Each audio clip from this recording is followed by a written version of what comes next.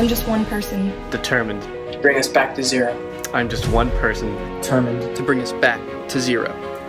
I am just one person. Determined to bring us back to zero.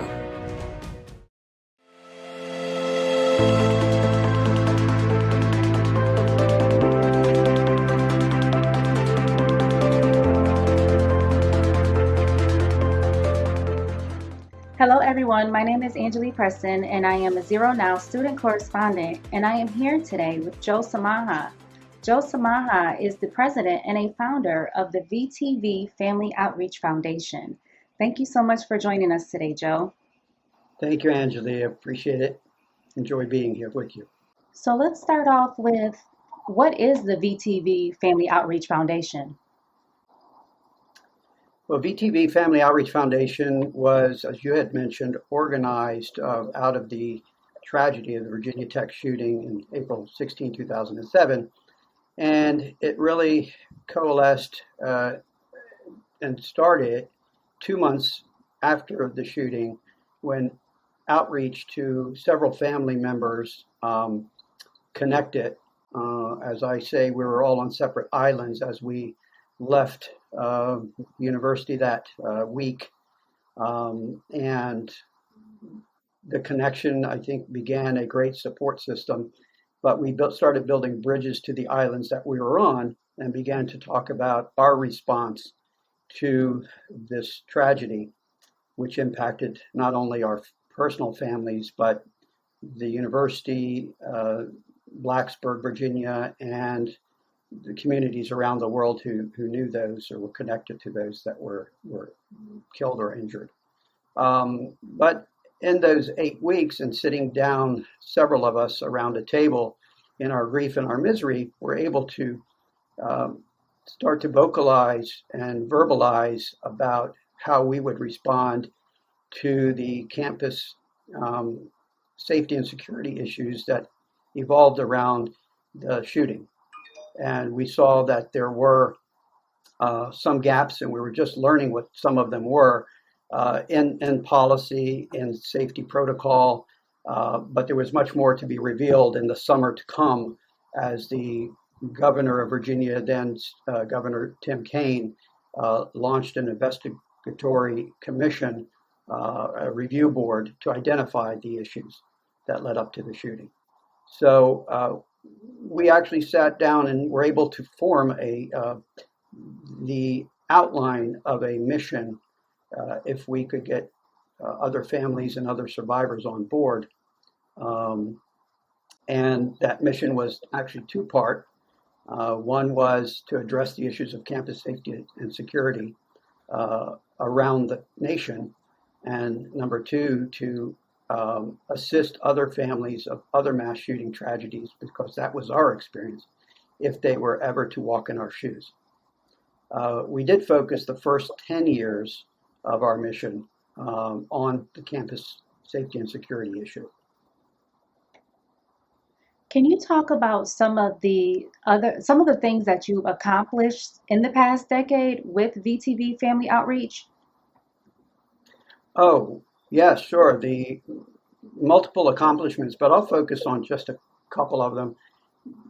Many of them were legislative, and I'll track back to those. But I think a lot of time and a lot of effort and funds were spent on developing a national campus safety initiative. And what we named that National Campus Safety Initiative was 32 NCSI. And 32 NCSI still lives on today. And what it is a self-assessment survey that colleges and universities, 2 and 4 year institutions, can actually take around 9 different focus areas. And there's been some thought for a 10th focus area. And I'll just go through them one by one briefly, and I'll just give you the general title of those 9 focus areas. One is alcohol and other drugs. The second one is campus public safety. The third is emergency management. The fourth is hazing. The fifth is mental health. The sixth is missing students. The 7th is physical security. The 8th is sexual violence. The 9th is threat assessment. And actually the 10th is education abroad. That's the one that needs to be developed further, but we did start working on that. So those 10 focus areas are something that should be of concern to not only colleges and universities, and I'm sure they are, but also families and students that attend those colleges and universities. The self-assessment is internal. Those institutions are able to take that. The results of it are not revealed. There was discussion that we would work together to help make our colleges and campuses safer. So not to critique, but to help. So what we brought in is subject matter experts from all over the country that were willing to spend their time and thought it was important enough to spend their time and effort to help put this 32 NCSI together. Where do you find the strength and resilience to continue this work that you do, this much needed work? Well, thank you for that question. My strength comes from the inspiration I've received from our daughter, Rima, and from her other 31 students and professors that were killed and injured that day. And for those that were traumatized, they gave me and other family members and friends and associates around the country the inspiration to move forward in their name, to honor and remember them. Their legacies were cut way too short. So this is a way to keep breathing life into their journey. I believe that our daughter Rima would have wanted us to address what happened April 16, 2007. And I would hope the other family members and survivors feel the same. But it is a way to uplift. I do it without any pressure. I think a part of my journey was actually to learn. I didn't even learn how. I just began to forgive. And forgiveness is a big part of giving me the extra capacity, additional capacity to do more.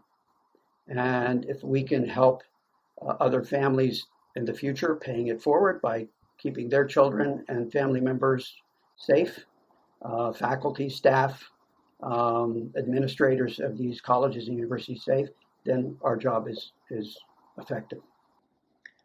We are so blessed to have someone like you that is fighting for this this ugly reality of mass shootings, because we don't want to face it.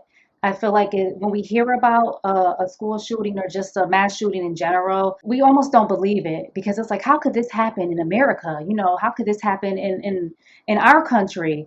And we see so many of them on the news daily that we almost do become desensitized to it. We are so lucky to have you doing the work in getting legislation passed and getting this on paper, because the reality of it is that these shootings do happen, and that we need to be proactive and prepared as much as we can to try to prevent the next one, or to know what to do and if we are ever in that situation ourselves. So to have something like this on paper is it really, I don't know the words to say, Joe, but it's very commendable and honorable, and just That's, great that you. no, thank you. Thank you. It's kind of you. It's not you, meaning Joe, it's us.